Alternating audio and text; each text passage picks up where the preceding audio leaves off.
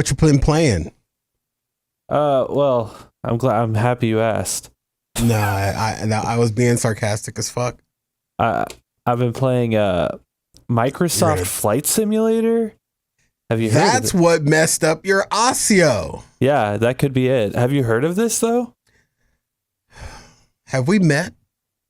So Microsoft Flight Simulator is a flight simulator where you're like a pilot, and it has an accurate representation of the entire Earth. So through satellite feeds and stuff, they have recreated the entire Earth in this game. And you can fly over the entire Earth, and it's constantly updating through like Bing Maps or something. And it also collects data like flight patterns, like current flights. So if you play the game and you're connected to the internet, it has all the current flights. It has the current weather on where you're flying. It's insane, honestly. Like and it looks crazy. Like I flew over Phoenix. It doesn't run well on my PC, unfortunately, but like I flew over Phoenix, and it's like dead on. It's pretty nuts. Some of the stuff is it VR? I don't know if it's in VR, but yeah, you could just played it with this on my computer. You like how I knew the lingo? I didn't say virtual reality. I said VR. Yeah, so cool. Isn't that crazy though? I'm gonna have to send you like some clips of it. It's really, that actually sounds pretty cool. Don't send me any clips, but that sounds pretty cool. It's incredibly boring because it's literally like you're just flying, you know? Yeah. But it's just super impressive, the fact that, you know, this is where we are. Like people are flying over North Korea and just like looking at like, you know, their Capitol building and stuff. Like it's insane. It reminds me of a ride that was at California Adventures across the like soaring over California. Yeah, exactly. Soaring over California was the name of the ride, and that was the only ride that halfway through I had to close my eyes because it was just way too realistic, and you're literally like laying in this hammock type apparatus, and you're free falling it. I mean, they had the wind blowing in your face. I mean, it was so real. I literally had to close my eyes halfway through it because it just was way too effing real. And I realized, you know what? Hang gliding is not my forte. I love that ride. I didn't like it. My actual favorite ride was the Star Tours. It's similar in concept. I really like that. I really love the technology of it. Yeah, it's similar in concept, those rides. Yeah, but the Star Tours, you're sitting down and at least you feel like you're secured in the seat. With soaring over Miami or whatever the hell the ride is called. Yeah, your feet are You're dangling. literally dangling. Yeah. And it feels too real. And I know I saw getting into the ride, I saw the room, I saw how the screens were all there. But dude, as soon as that door closed and that ride began, it literally took you to the place where it was, and it felt too real. You literally moved into this screen and you were engulfed. Every sense that the human body has was being stimulated. It was. See, for me, I don't get scared of like the simulation of it. I'm scared because you are actually like legitimately kind of high up, and if you were to fall from up there, you'd probably break some bones. That's why I get a little scared. Yeah, I think you probably were about 6 feet off of the ground in reality. You're much higher than that because no, it's everything simulated. They just move you into the screen. It moves you up, but then if you look, it doesn't just move you over like the platform where you are. There's like a giant empty space too underneath, so it moves you over this empty space. So then it creates more blackness. Yeah, it was just still that. Yeah, so like if you were to fall, you'd probably get a few bumps and scrapes for sure, and fall through one of the massive $1 million screens too. Dude, honestly, every time I go to Disneyland, I hope that I like get incredibly injured and brutalized, because you know how much money I'd make?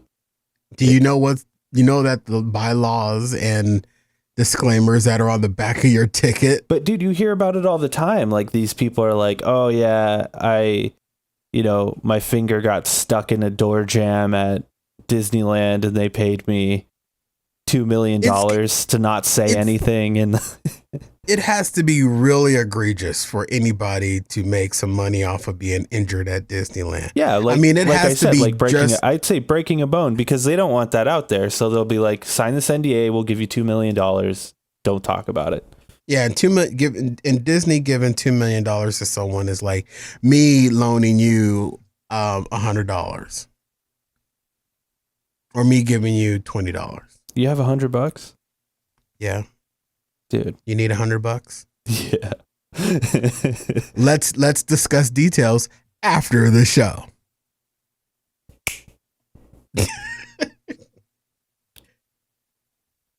I was gonna do a 5, 6, 7, 8. I was waiting for it, but I forgot. I had a couple of drinks on Afterbird, so I forgot. I want to get a bird and fly it where? Yeah, just like a little dude, just like sitting on my shoulder. You're not a fucking pirate. I just want one, you know? I was thinking like I could get a dog or I could get a bird, because like a bird I could just like keep in a cage, it could come out, just sit on my shoulder for 4 hours every day. Birds stink. I'd clean it. They still stink. And the first time I see you with that bird on your shoulder and you say "our matey," I'm punching you in your dickhead. Yeah, I was doing a lot of research into them, and like I think like, is this even part of the show? What are we doing right now? I don't know. I'm just telling you about these birds. I'm a little hungover, a little drunk actually. We just wrapped the show at 4:30. But like, yeah, they're hard to train, these birds.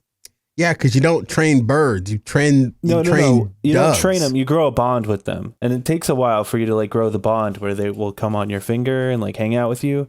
I just want a little dude to hang out on my shoulder, kind of jump around peacock. Me. And get a peacock, so I can always ask you, "Hey, how's your cock?" I just want to like when I come home from work, I just want a little bird to go.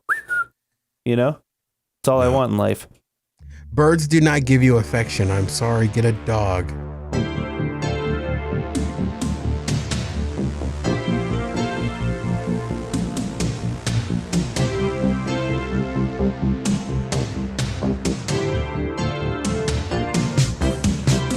What is up, boyos? This is Jake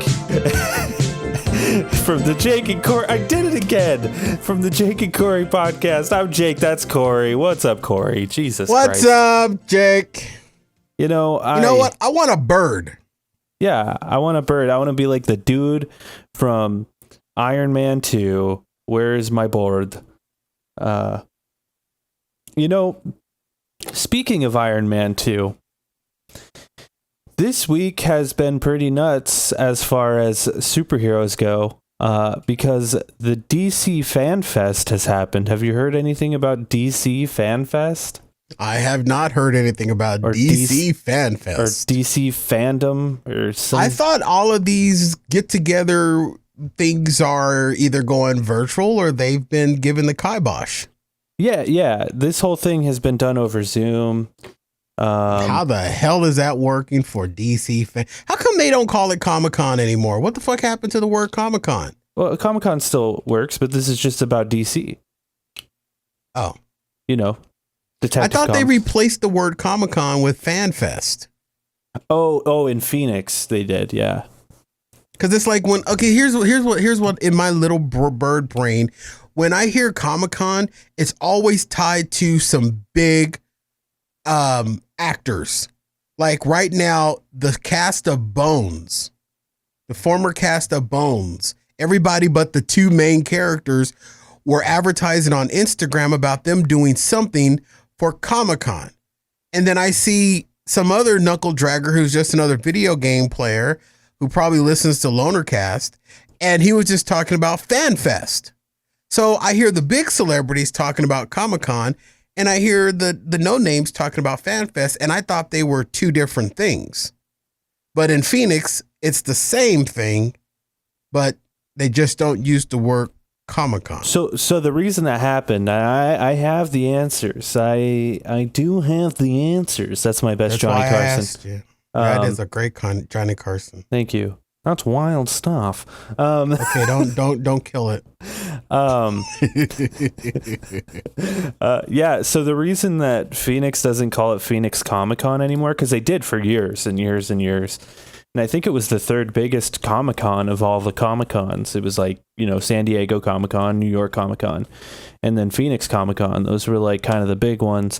They changed the name to Fan Fest a few years ago. And the reason they did that was because legally the convention, the people who run the convention in Phoenix don't own the rights to the word Comic-Con.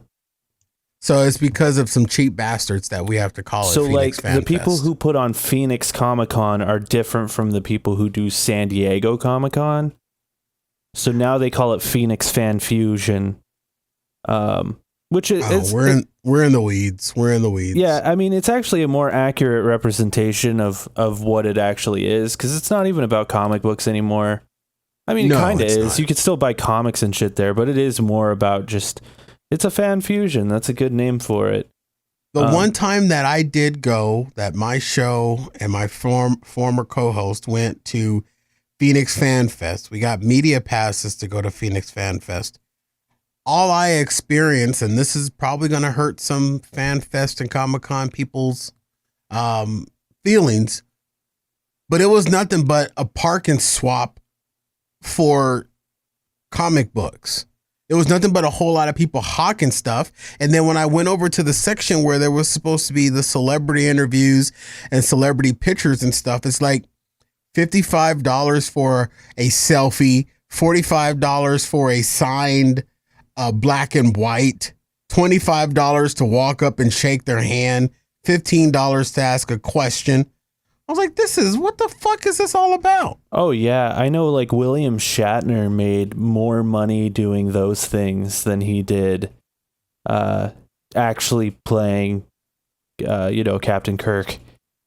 And the biggest celebrity that I saw, biggest picture, now I'm sure that there's probably bigger celebrities there, I just didn't recognize them. But the biggest celebrity picture that I saw that was doing something, who had a big old huge postpone sticker put across her name, was Millie Bobby Brown. Oh yeah, she was the biggest celebrity that I could recognize out of this. Millie Bobby Brown and one of the WWF wrestlers, John Cena. No, I would have known. No, it was an older guy. Ric Flair. Ric Flair was there? No way. Ric Flair had a booth signed up, and it was like $100 for a selfie. Because you know how they've got the pricing signs up there. Yeah, I know a lot of people go there for those things. I never really went there for that. For one, I am I collect comic books. I don't know. You are a comic connoisseur. Yeah, I collect comic books. I wouldn't say I'm a comic connoisseur, as you say. My collection's very small. Actually, you see that white box right there? Yes. That is my comic book collection right there in that box. That's literally a banker's box for those of you that are listening to this on audio. It's a banker's box, and that's it. So I wouldn't classify you as a comic book collector. I would classify you as a guy that has comic books. Yeah. Well, it's the start of a small collection, because I have a small collection of, like, in that box, like a small section of Batman New 52 that I've been collecting. We're going to get really nerdy right now, because I'm going to title this DC fandom or whatever the hell it's called. So go, and I want one last thing before you get back to the DC Fan Fest. Another observation when I was at the Phoenix Fan Fest, lots of dudes showing their dick prints.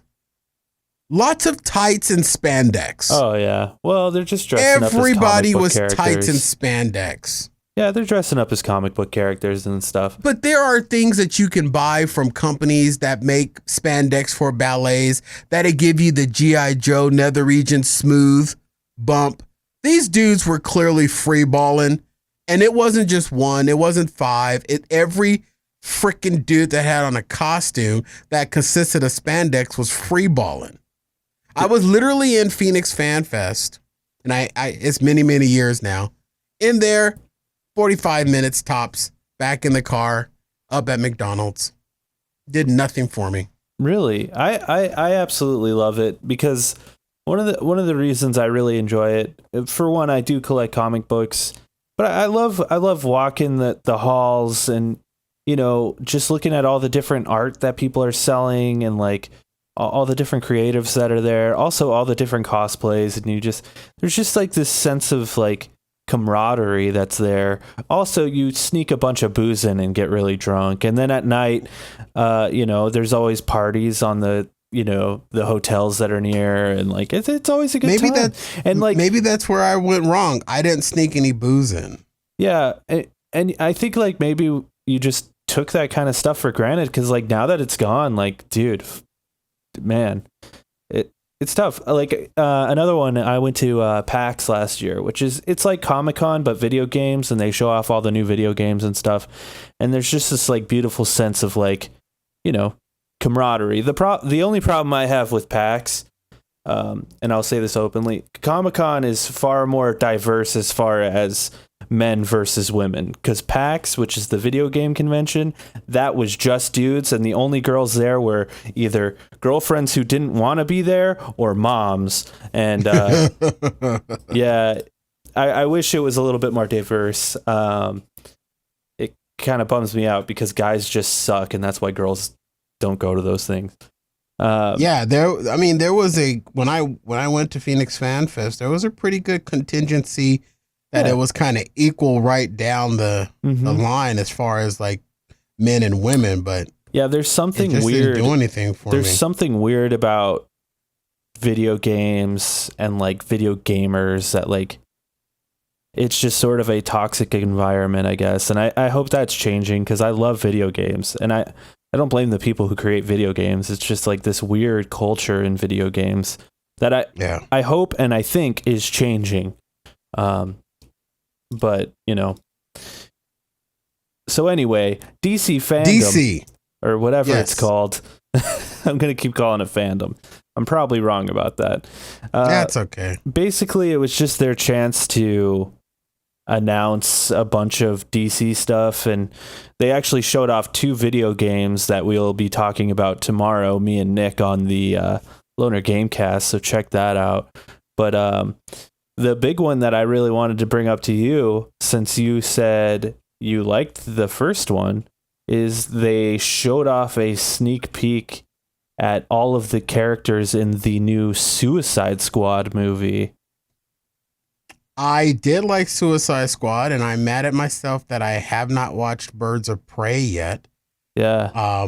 Which I should. I was in a movie fit since the last show, and maybe we'll get into that later, but sure. Is it anything interesting? I'd say it's very interesting. So here, basically, it was just a rundown of a bunch of new characters that are in this movie. And here's what this article says here. Several actors are reprising their roles from the 2016 Suicide Squad film, including Margot Robbie as Harley Quinn, of course. Viola Davis is back as Amanda Waller. Joel Kinnaman is back as Rick Flag, and Jai Courtney is back as Captain Boomerang. So these were the dudes that were in the first one, if you remember that. Yeah, where's Will Smith? Will Smith is not reprising his role. But among the new cast, Gunn said that he reached deep into the DC Comics canon to find a motley crew of villains to populate the movie, and it appears he brought some invention of his own to the project as well. So Idris Elba is going to be playing Bloodsport. Alice Braga is playing Sul Soria. I don't even know who that is. I don't even know who Bloodsport is. Who played Bloodsport in the first movie? He wasn't in the first movie. Oh, Yeah, so these are all new characters. I'll be introduced to some new characters. Okay. But, Okay. yeah, I hear you clucking big chicken. Yeah, Idris Elba though. That's a pretty big. That's a pretty big get. Yeah. Nathan. He's Fillion. a dynamic actor. Nathan Fillion is playing TDK. Let's see. Pete Davidson is playing Blackguard. What? The tattooed boy that was banging Ariana Grande? Yep. He's in this movie. Michael Rooker is playing Savant. I have no idea who that is. Me either. John Cena is playing Peacemaker. David. Just pause right there for a second on the John Cena thing. Yeah. John Cena, is it just me or does he look like he is just trying his best to be Rock 2.0? They're both wrestlers, so I mean. I know, but you can't. Rock is the biggest breakout star of wrestling ever, to the point where dude is trying to buy a football league. Yeah. You know what I mean? And I don't think that there will ever be, if Hulk Hogan is, I would say, one of the most notable wrestlers ever, but his success doesn't even touch the hem of what The Rock has succeeded with. This is what I like to say. And I think John Cena is trying to do the same thing, and I don't think it's going to happen. This is what I like to say about the Rock versus Hulk Hogan thing. I'm a huge wrestling fan, but here's what I always say about The Rock versus John Cena, or The Rock versus Hulk Hogan, rather. Hulk Hogan is the most famous wrestler. The Rock is the most famous person to be a wrestler. Okay, I like that classification. You know what I mean? I can sign off. I can sign off on that. Hulk Hogan is known as a wrestler. The Rock is known as The Rock, you know? Yeah, he was a wrestler that literally transitioned into being one of the biggest action stars on the planet. And I see John Cena. But John Cena seems to be trying to do that. And I don't think he will ever reach that. He will ever be able to touch what The Rock has been successfully able to do. Yeah, but like, if you followed wrestling, it makes sense that, because John Cena really in wrestling, he was, you know, my generation's Hulk Hogan, you know, like he really was, like he was massive, like probably bigger than The Rock was when The Rock was huge. Like John Cena is still a huge wrestler. So it makes sense that he went the mainstream route. And he's getting a lot of movies. And honestly, I will say this about John Cena. Sometimes when he's in a comedy, he pulls it off pretty well, I think, sometimes. I'm sorry. Big, bulky, muscular dudes are not funny. And that goes back to my bias of the fact that good-looking people aren't funny. Yeah, well, I look at people for their personality and not their looks, Cory. I judge people from the surface, and I judge them by their cover of their book. Yeah, if I judge people by the surface, we would not be friends, friend. Oh, that's fucked up, Jake. that was racist. What?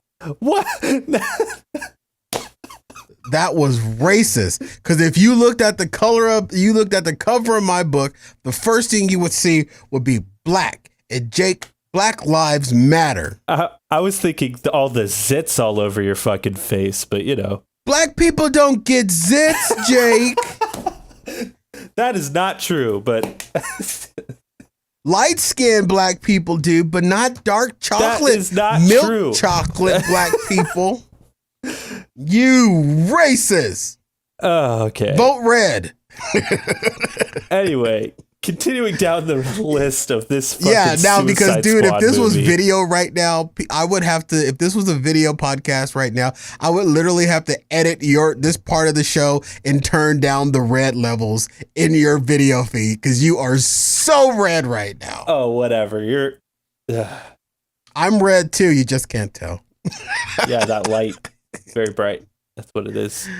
Yeah, that's it. Studio lighting. All right. So John Cena, I apologize to rail on the John Cena thing, but no, okay. Cool. Who else revealed themselves as a new character in Suicide Squad? Well, hold on. Let's rail on John Cena for a second here, actually, and this does actually pertain to Suicide Squad. I find it interesting. If you didn't know this, the guy who's directing this new Suicide Squad movie is the guy who directed the Guardians of the Galaxy movies with the little I Am Groot Yeah, with the little I Am Groot guy.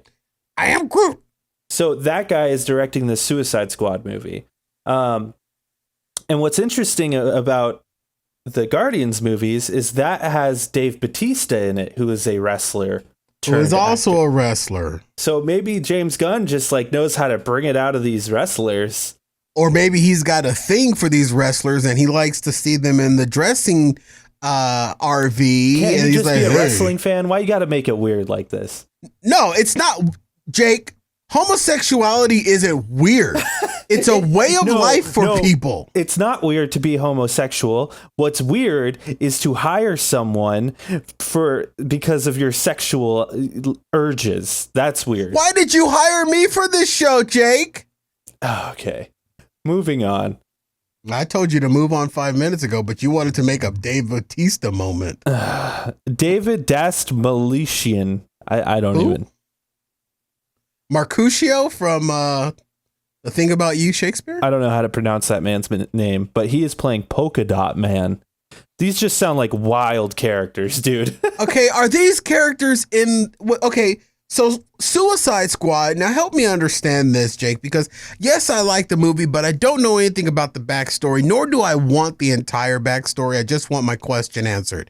Suicide Squad, how I understand it, is that it is a cornucopia of villains from other comic book series, correct? Yeah, it's basically Batman villains. The fuck? What comic book series is Polka Dot Man in? Well, that's the thing, is like comic books are 70 years old at this point, 80 years old. There's such a back catalog that you could just throw a dart at the board and find some weird shit in comic books, you know? So they're finding characters that maybe made it in one comic strip. Yeah. Well, and they're putting them into these movies? That's what this article says. Like, it says the fuck? It says several actors are reporting that the Suicide Squad.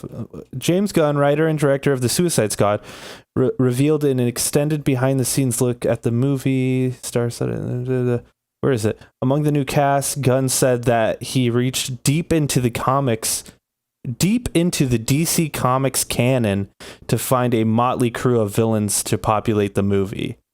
That sounds like to me that he's making shit up. Well, it does also say here, and it appears he brought some invention of his own to the project as well. So he made some shit up. But like, he should be allowed to. I mean, it's comic books. Comic books are weird.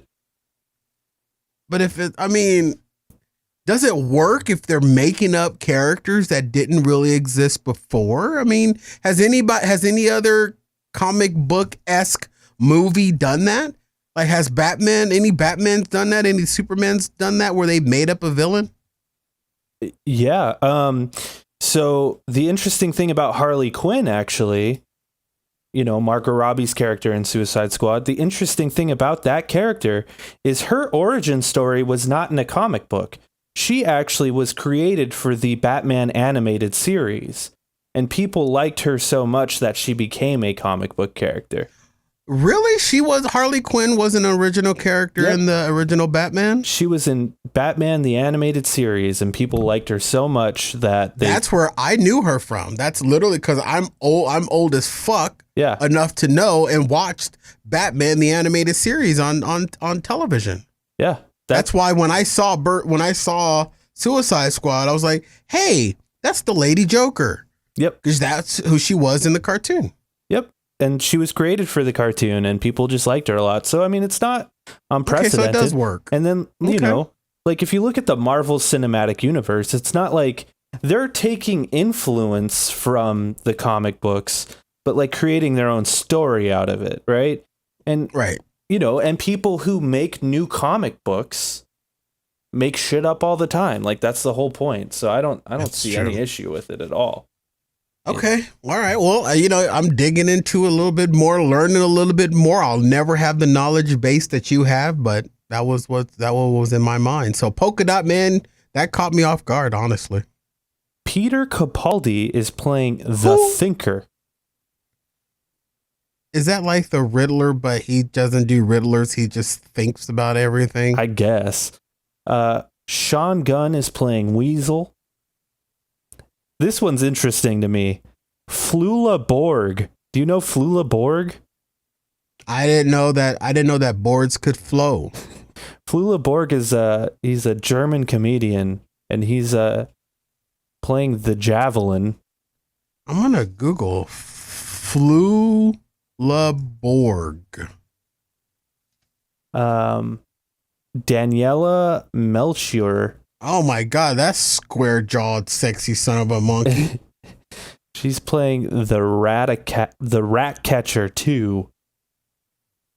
Oh my god, Flula Borg was in Pitch Perfect 2. Yes. He was in the original Suicide Squad 2021. Oh my god, he was in Boss Baby? Oh, that's it. Now we know he's good. No, now we don't know he's good, but I watched Boss Baby. Me and my son watched Boss Baby. Boss Baby Back in Business. Oh, he was in the Netflix series, not the original movie. And the final announced villain, the final announced villain is King Shark, a giant man with a shark head, or perhaps a giant shark with a human body. So they didn't get the guy back from the original Suicide Squad that was half alligator, half man. Yeah, no. So now they made it half shark, half man. But King Shark is actually a pretty famous DC character. So, but like so is Killer Croc, who was in the first one. But yeah, King Shark. Killer Croc was amazing. I loved the effects that they did on his voice. And Harley Quinn, anytime you mention that character, I just can hear that bar scene of her when she's calling the guy that has the fire. Oh yeah. When they call him out on the fact that his anger killed his whole family. You gotta own that shit. I love Harley Quinn. I thought the first Suicide Squad movie was kind of trash garbage. I'm not gonna lie to you. Well, I'm not a huge DC fan, so I watched it for what it was, a fucking movie with bad people in it, and they had that black lady that just somehow would never die. And I thought that was interesting because I was like, finally, a black character that didn't die in the first 15 minutes of the movie. Yeah, Amanda Waller. Yeah, and I thought she was really good. So I kind of liked it. I was digging it. And when I watched Suicide Squad, I watched it for it just being a movie. You know, just like I did for some of the movies that you presented last week. Yeah, I mean, I watched it just as a movie as well. And I thought just as a movie, it was poorly done, a lot of it. The one thing I did like was some of the aesthetic choices, like, you know, I thought the intro of showing off all the characters the way they did was pretty cool. All that stuff, the lighting and the special effects were pretty cool. What I didn't like were, hey, we're all villains, but also Will Smith, good guy, cares about his daughter. And it's like, okay. And then like they all hate each other and they're all super bad villains. And then at the end, they're like sitting in a bar and they're like, well, but we're family. And you're like, what? Like, where did this come from? And it has this problem that a lot of superhero movies had in the mid 2010s. What's that? In every fucking superhero movie, there was a giant beam that would just shoot into the sky. And they're like, we gotta stop this giant beam that's shooting into the sky. Fucking Suicide Squad did it. Fucking You had to destroy her. You had to destroy her heart. Yeah. You had to destroy her heart. And then once you destroyed her heart, then you can go get your fine ass girl out the mud. Yeah, I thought the movie was super cheese. Super cheese. I liked it, and boring. It's sort of boring. I thought I don't know why I enjoyed it. I enjoyed the whole thing. I love the fact that they had, that the black chick had the remote control to just blow somebody up, whatever the hell she felt like it. Yeah. I thought that was pretty badass. That one guy that tried to escape while he was grabbing on a rope and swinging, and she just blew him up. They just killed Slipknot, just like. And I love Joker, how he came back. We thought he was dead on the train, and he ended up coming back at the end when she got her coffee maker. Oh yeah, we'll never see him again. Oh, Jared Leto, he's not coming back. I know, but it was I liked it. Just like, if I may pivot. Yeah, pivot. Just like I did my homework, Jake, I don't think this is the first time. And I had texted you a picture of me watching one of the movies that you recommended on Jake's wonderful movie review, the second edition. And I took some notes and I wrote down some movies that I thought would appeal to me. And I was not wrong. So first, I will say thank you, Jake, for bringing your movie, your Jake's movie roundup. Oh, you're very welcome. You're very welcome. To the Jake and Cory, because you filled from the last time we did the show to this show, you filled some of my downtime with entertainment. There was only 2 that I did not get to that I wrote down.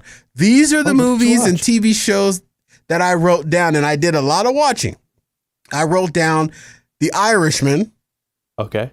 Creed 2. All right. The Core. Rocco, Honey Boy, and mid-90s. Okay.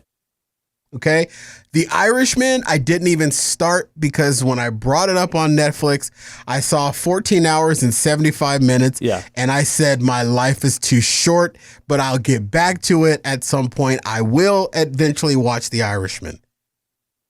I got 15 minutes into Rocco and got tired of fucking reading. Oh, yeah. He is Spanish, I think? I don't know. Bailed out. Tried to make it. I tried, Jake. I tried.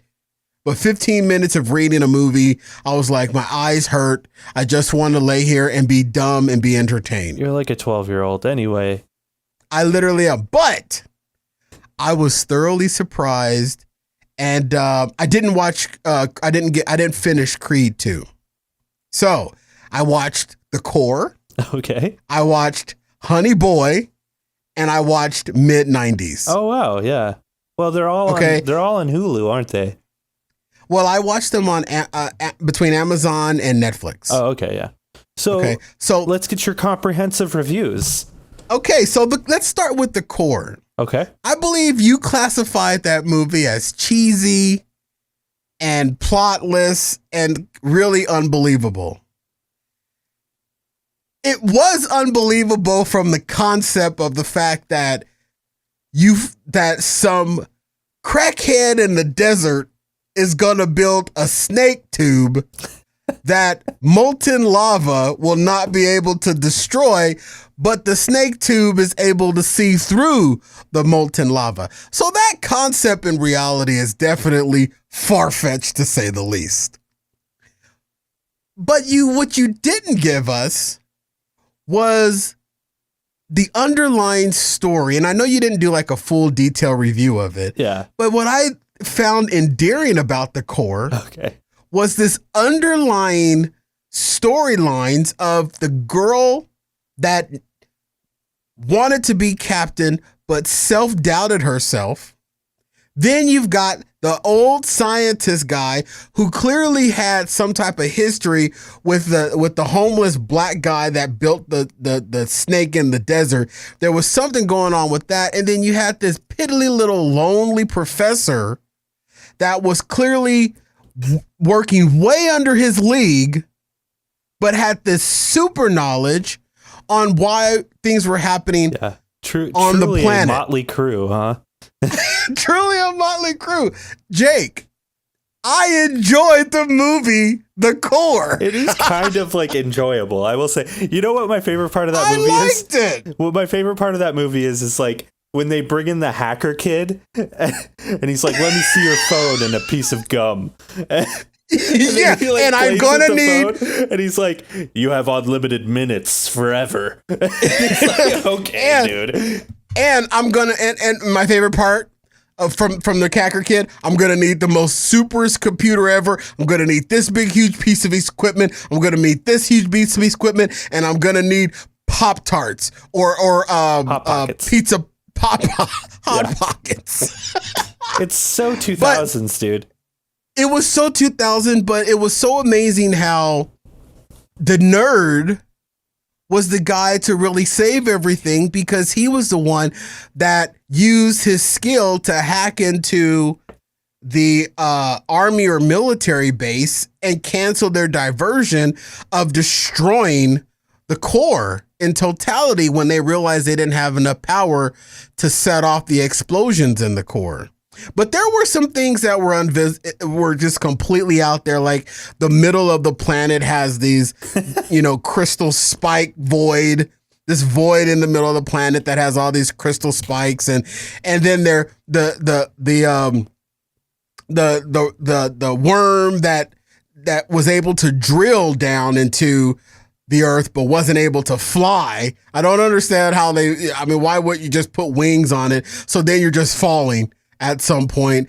And then the whole idea of how long it took them to get to the core versus them setting off an explosion, what got them back to the surface in a fraction of the time. The G-forces alone would have turned everybody in that ship into pancakes. But I did like how the little ship worm had this break apart function where if a part got damaged, it didn't just break off. It literally crumbled itself up like a tin can. It didn't and crumple you itself didn't up. It tell was just me the pressure of the earth. I guess so. And you did not tell me that the guy who played the TV announcer in Hunger Games with the big teeth was in the movie. Oh yeah. What's his name? He was the big scientist. Yeah, I forget his name. I forget his name too. But it was cool because The Core was the first movie that I've seen him outside of the Hunger Games. I know he's a big movie actor, but that was the first time of me seeing him.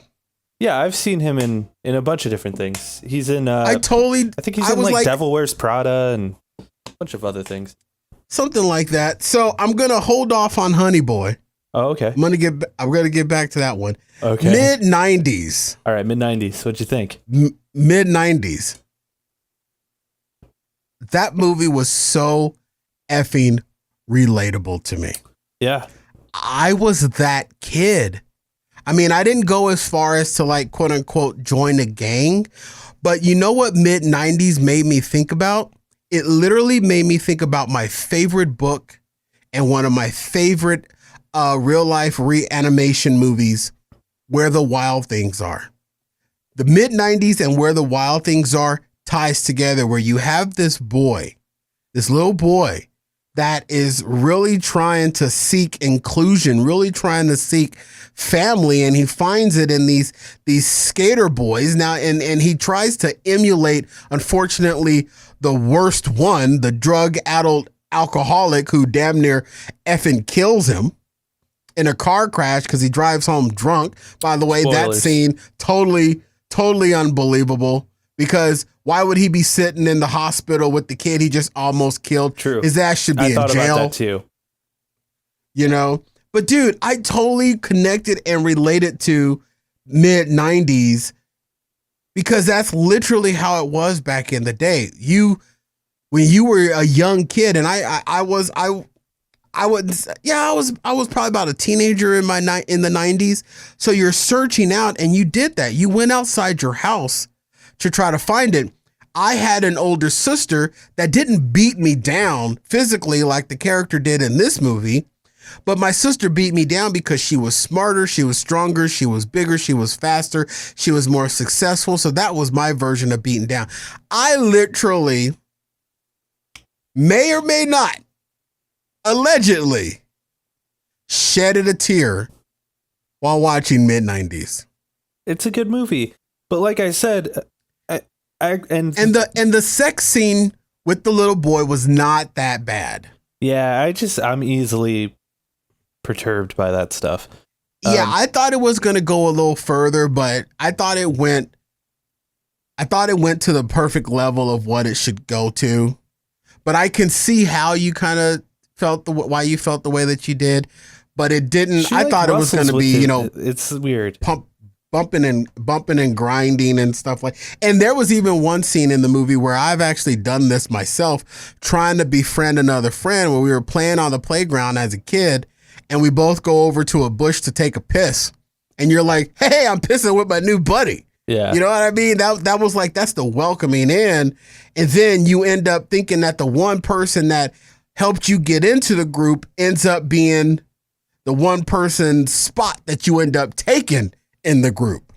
The Where the Wild Things Are comparison is actually, that's a very good comparison. Yeah, with Max escaping his family and running off to these. And I watched that movie even though it wasn't on the list. I watched that again too. I like that mid-90s doesn't even have a plot. It really doesn't. It's just a slice of life. Yeah, he's trying to find his way in life. Yeah. He's literally trying to find his way in life. He's lost. He's got this older brother that beats the dog shit out of him, that he clearly looks up to. He's got this mother who is clearly has anger towards her older son. And I read into this, and I may be, in part, interjecting my own life reality into it. But I think the reason why the mom had such an attitude against the older son is because the older son was old enough to the point where he really started to look like his father. And if you notice in the movie, there was no father. That's how I took it. And I took it as like, she's a single mom trying to support her two kids and her and older she's projecting son. Her anger for her ex who left her or died or whatever on her older son because her older son looks like her ex. Yep. That's how I perceived it as well. That's how I looked at it too. And when she did that, she had the overflow of love and compassion to the point where it became overbearing for her younger son. Yep. You know what I mean? Even to the point where and that all came together in the scene where they're in the car, the mom and the younger son is in the car, and this younger son is literally standing up on the seat yelling at her, "Shut the fuck up." She's screaming, "Shut the fuck up!" And I'm like, dude, if that was anybody else's mom, that kid would be unconscious. But I enjoyed this movie. Yeah, in the 90s, you can beat the shit out of your kids and there ain't no Karens on the side of the road calling the cops on you. That was like the cutoff for the whole beating your kids thing. It was the 90s. Yeah. I lived through it. But dude, I enjoyed mid-90s, and I thought that it did have a very good plot. It was a plot of a wayward son. And the plot to me matched the plot of Where the Wild Things Are, of a kid trying to find a place to fit in. Coming of age story, so to speak. A coming of age story. All right, I gotta know, Honey Boy, give it to me. Now, Honey Boo Boo Boy, starring Shia LaBeouf, written and starring Shia LaBeouf. This movie was clearly self-grandizing for Shia LaBeouf. A bit self-indulgent, yeah, for sure.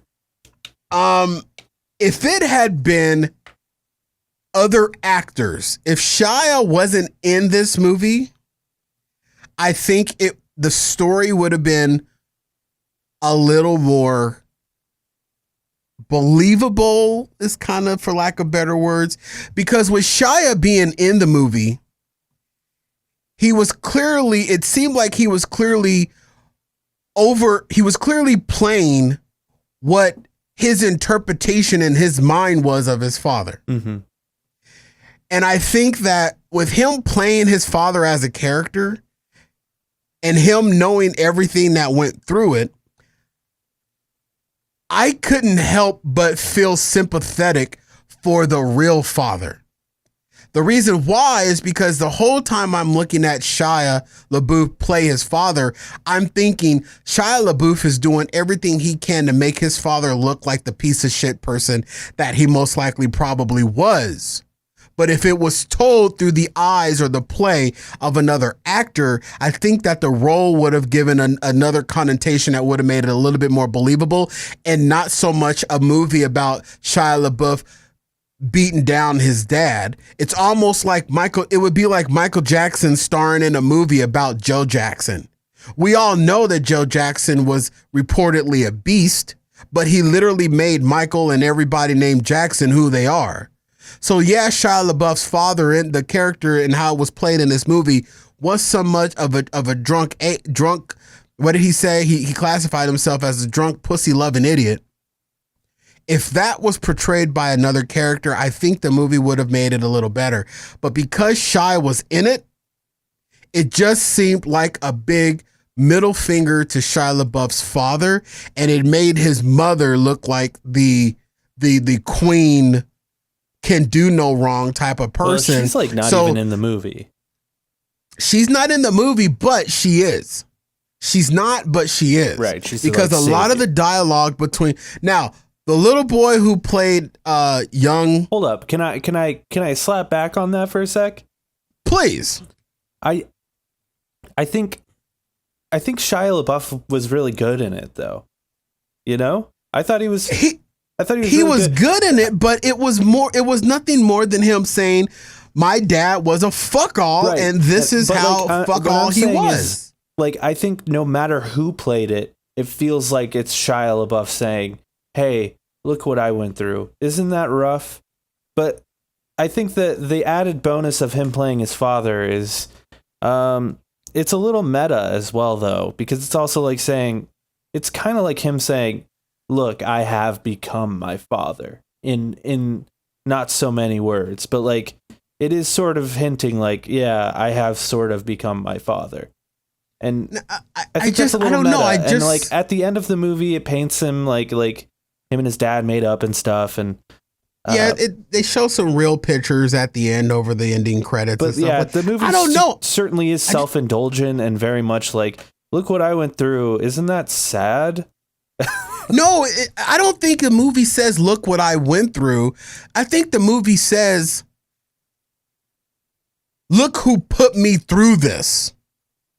I don't think it says, "Look what I went through." I think the movie says, "Look who put me through this." Yeah. And it just really, because I mean, he even said it. There were a couple of lines that were in the movie. "Dad, I'm going to make a movie about you. Dad, I'm going to make a movie about you." So it wasn't about, to me, it didn't play like Shia LaBeouf, what he's been through.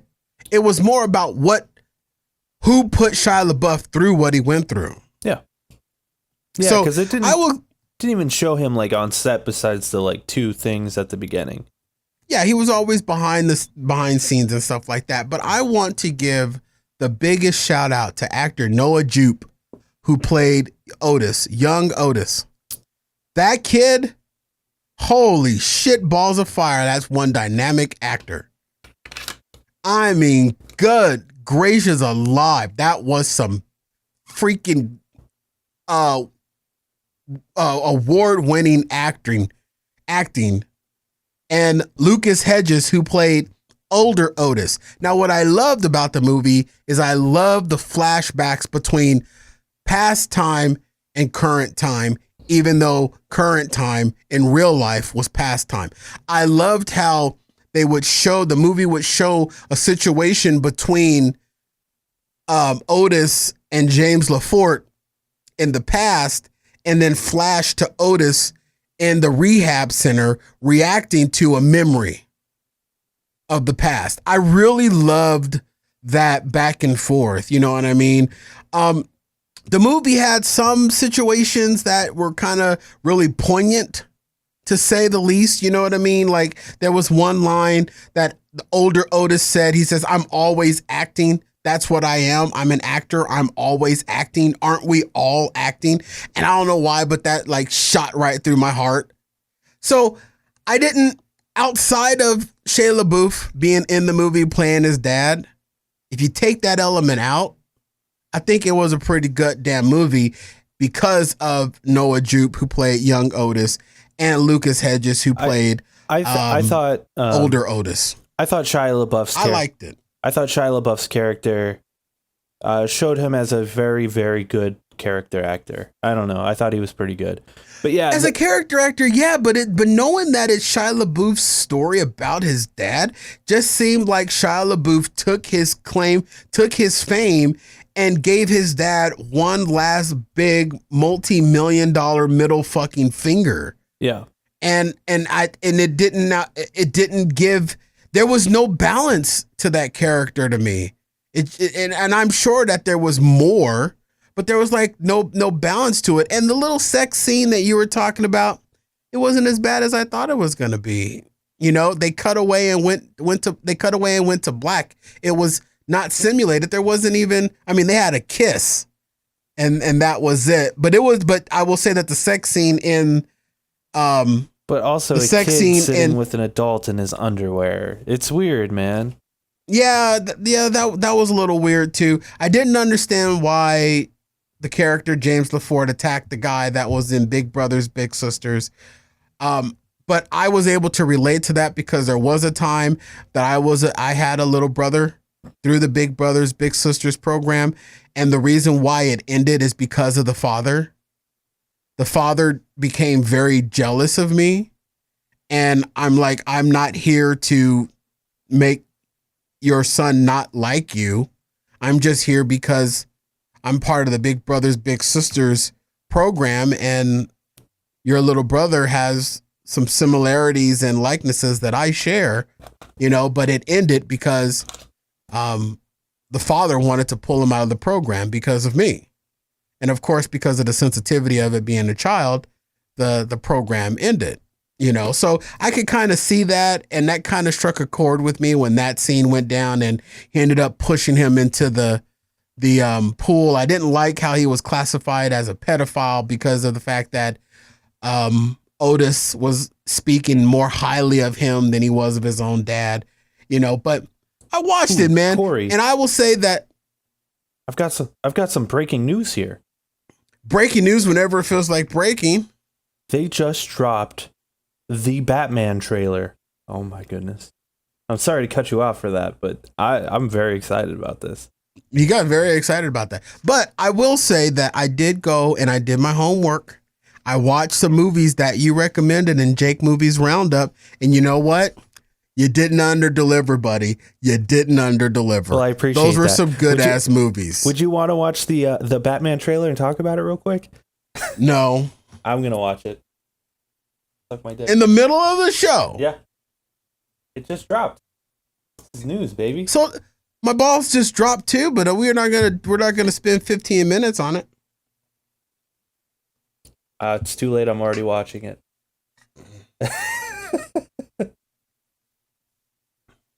Who's playing Batman? It's Robert Pattinson. Oh, the dreamy vampire guy. Yeah, shiny boy. Send me the link, Jake. Send me the link. All right. I'll send you the link. Well, what do you think of that, Cory? Well, we just watched the new Batman trailer that just dropped.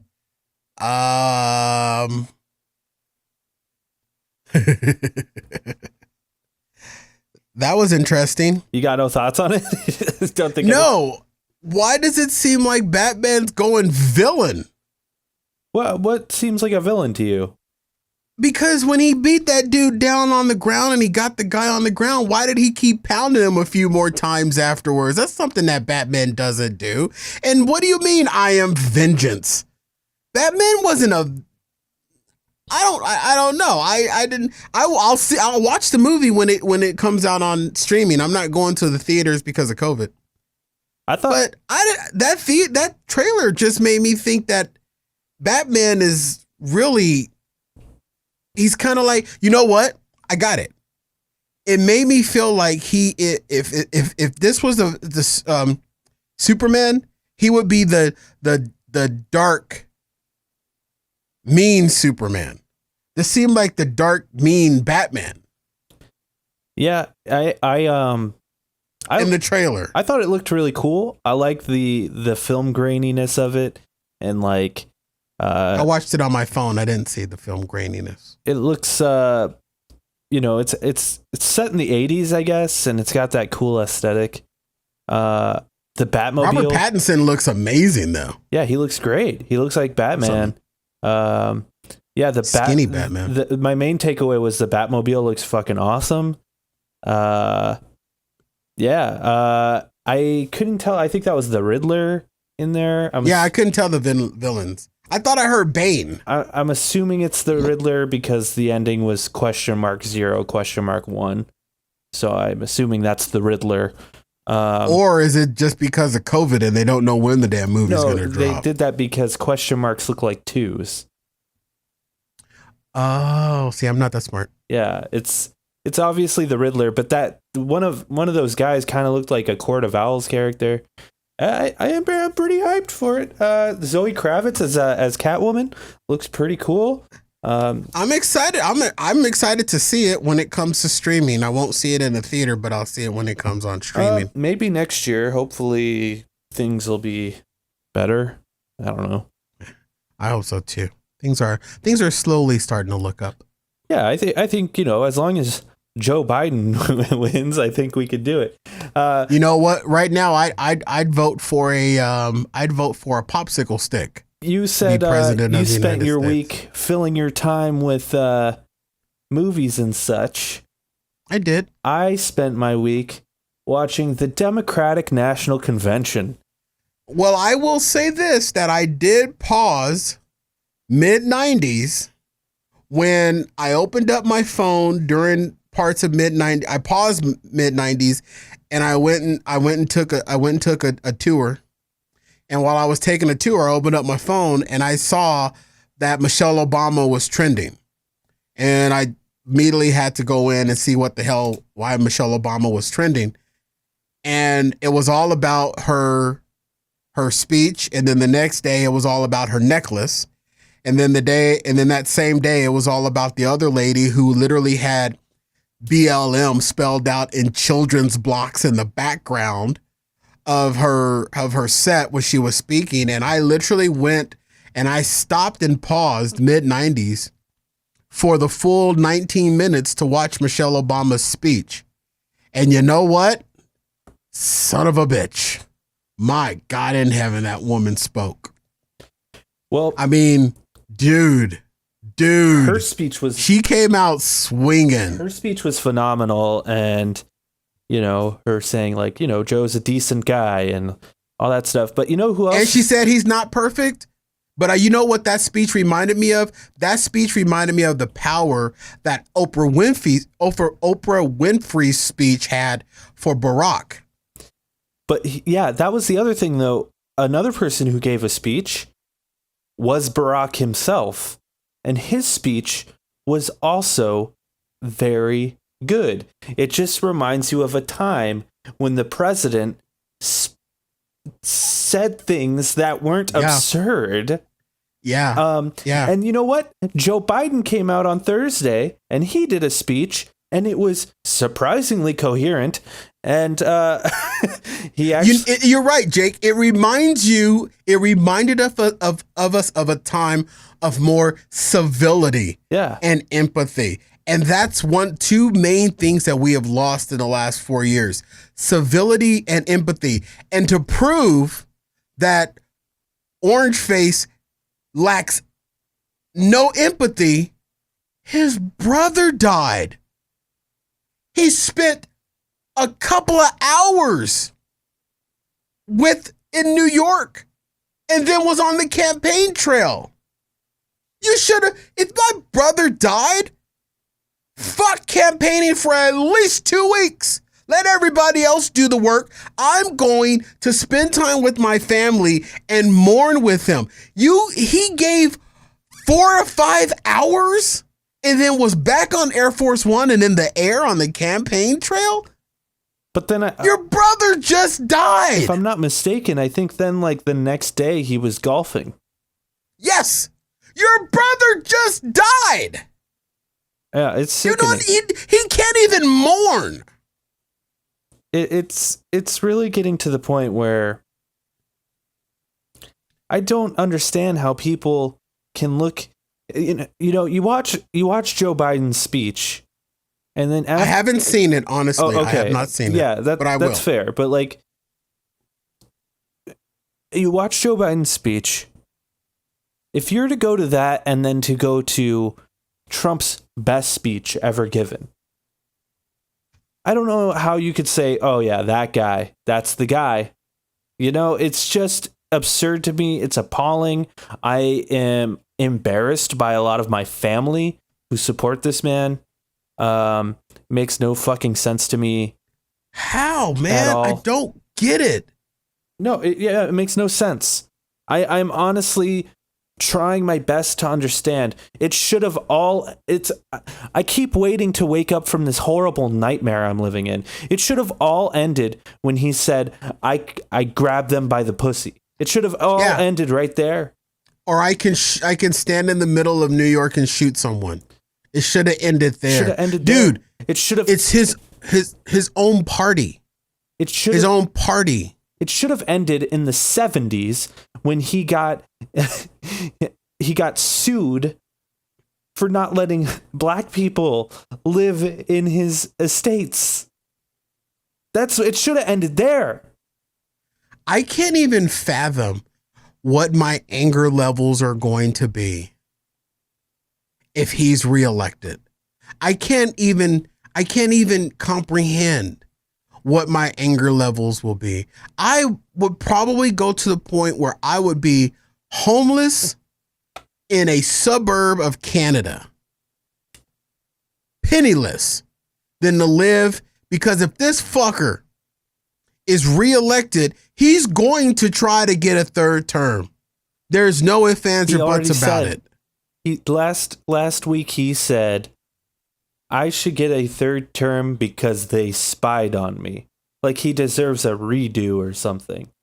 And look, and I'm not saying, and I don't think neither one of us have said on this show, Jake, that the Democratic Party is the end all be all and the bee's knees and God sent. No. Not in the slightest. They're fucking politicians as well, and they've got some dirt as well. But man, they are nowhere near what we're experiencing right now. I don't understand how this man can be reelected. You did it. You got him in there. You made your point. Now let's do what's right. And when Michelle Obama said, yes, when they go low, we go high, but we don't go high when they are blatantly attacking you and trying to suppress you. And I'm paraphrasing there. That was the most poignant part of her speech. Senator Elizabeth Warren was the one that, when she delivered her speech virtually, in the background of her speech on a shelf, because it looked like she was in like a kindergartner's room, on the shelf behind her were building blocks with letters on them. And it was like a day or two later where the Twitter figured out that those letters spelled out BLM, Black Lives Matter. The piece of jewelry that Michelle Obama was wearing that spelled the word vote was a $450 necklace that was made by a small business person in Los Angeles that didn't even know that Michelle Obama had bought one of her necklaces. And that lady's business just exploded because everybody now wants a vote necklace. And even on Fat Guy Radio show, starting next week, the beginning of September, we will be launching our Register the Vote and Vote campaign.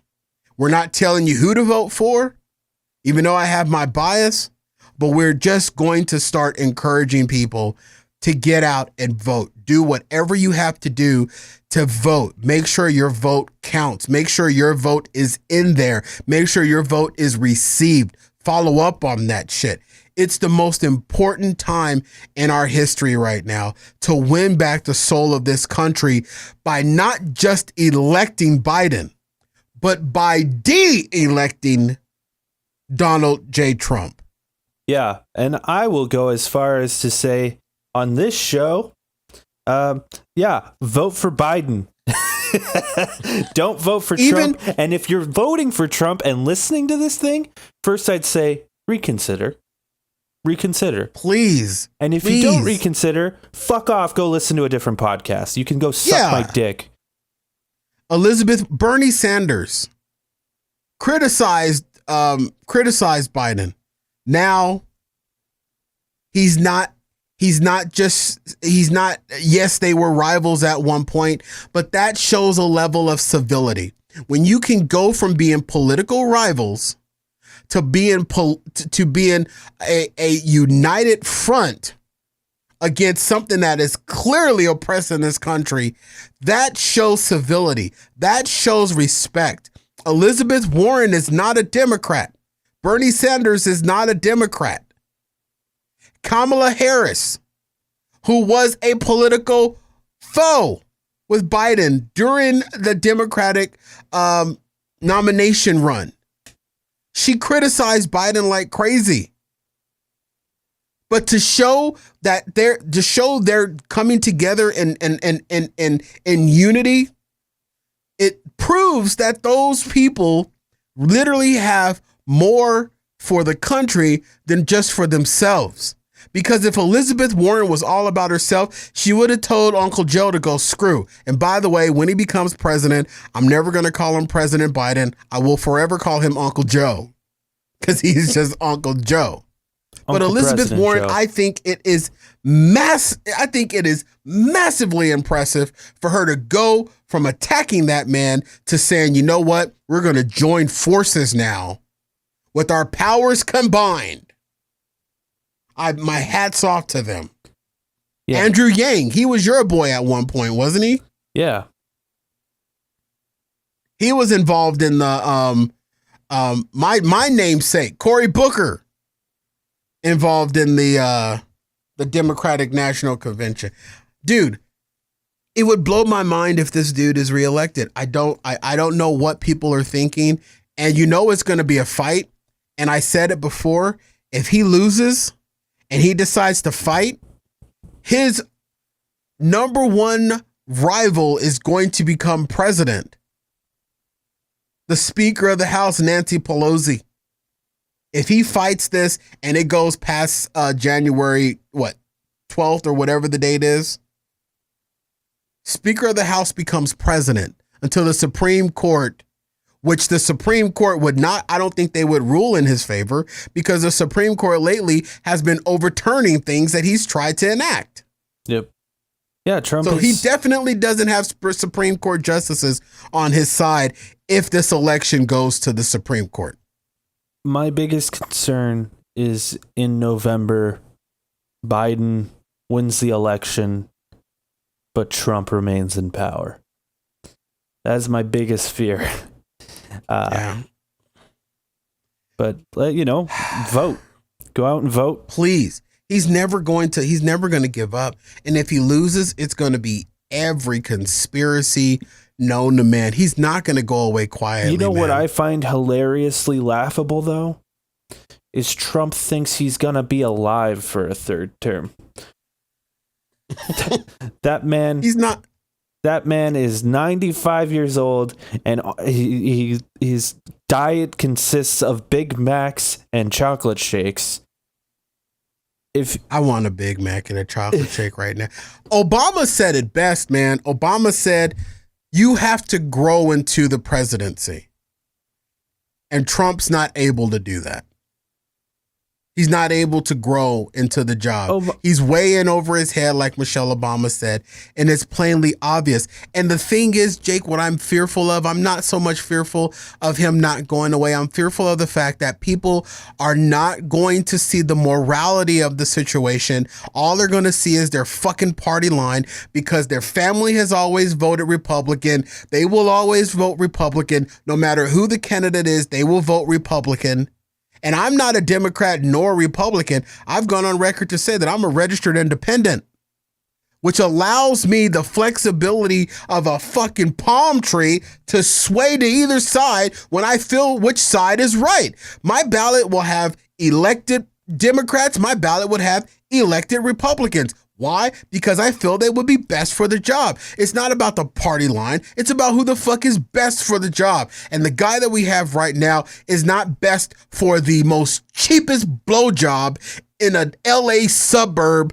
I can't even think a slum. He's not even good enough for a blowjob in the slums.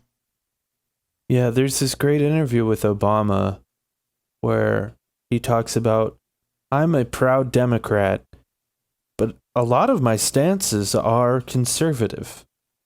Yeah. And Republican. And, because he's like, I am a proud Democrat and I stand with the Democrats, but I go by policy. And that is what I believe in, is the policy. And Trump's whole argument is, hey, they're Democrats, they're bad. Yeah. We're Republicans, we're good. And then people are sitting down and watching Fox News and getting fucking spoon-fed this bullshit and somehow buying it. I can't help but think that Trump is funding Fox News somehow. I can't help but think. And like, it's just... People are just... Dude, I have friends, people that I know of that are Republican. And they are just, it's red. It's red. It's red. I don't care what he said. I don't care what he's done. He's a Republican. Well, if you think back to the debates, there was a question where he wasn't even sure if he was Republican. Yep. So it's not about what he does in like the 90s. Yeah, it's not like what he's doing, what he's going to do, what his policies are.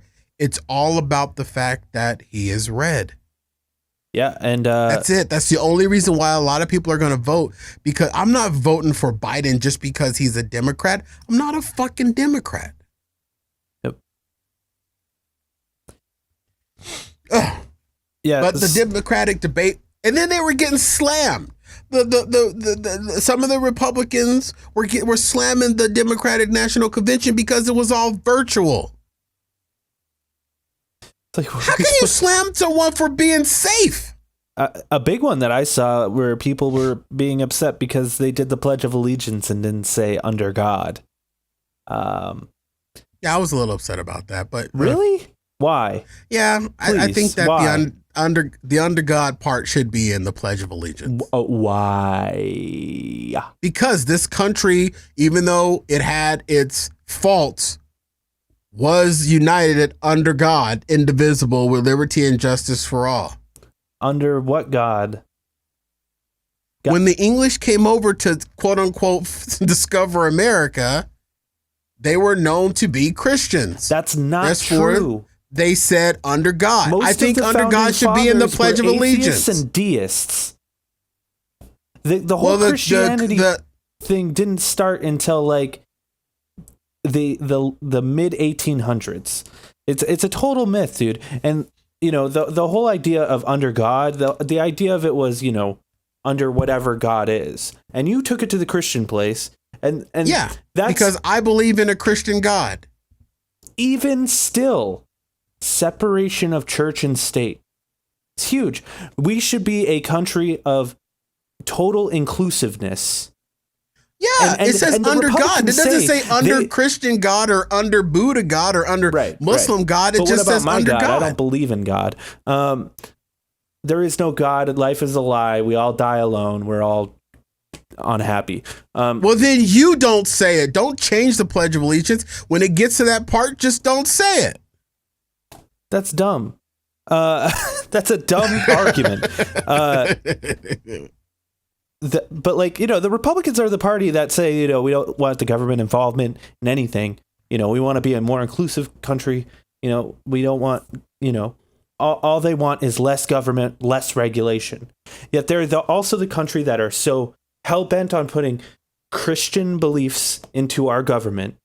They are hell-bent on, getting rid of Planned Parenthood and deciding for women what they can and can't do with their bodies. They are hell-bent on making gay marriage against the law. They're hell-bent on keeping trans people out of the military. Yet these are the people of inclusion and freedom? Nah, it doesn't sound like a people of inclusion and freedom to me. They can suck my dick. Anyway, that's been the show. 5, 6, 7, 8! Yeah. I'm just like, politics are just getting me too heated because it's just so obvious, like, what's going on here, and yeah, it's wrong across the board, but we've got to at least We've got to at least in November try to find the better of the two evils. Yeah. Well, that's literally what we got to do, because Biden's not going to be the best president. My life didn't increase. We were discussing this on another show. My life didn't change when Obama was president. But my life has been fucked up, turned upside down since Trump's been in there. He did pull us out of a recession. And Trump has made our economy the worst it's been since the Great Depression. So, I mean, there is that. But yeah, that's been the show. It's been a weird one. It has not been weird. Well, I've been a little tipsy. I mean, it's weird as far as the topics go. Just that, like, we went from like comic books to conventions to movies to politics. I call that multifold, Jake. Yeah. We are multifold. A fan fusion, some may say. Bring it back around. But not in Phoenix. No, it can be called fan fusion in Phoenix. Can't be called Comic-Con. Oh, fuck all. Yeah, but thanks. Fan fusion, in God we trust. Yeah, in God we trust. In Batman we trust. Thank you for watching the show. Check me out on Twitter, emergency_pizza. Check out Cory, Fat Guy Radio Show, all that fun stuff. Check out the Loner Gamecast every Tuesday. This week we got some crazy stuff that's happening. More fan fest, DC fandom bullshit, 5, 6, 7, 8, all that good stuff. Bye. Bye.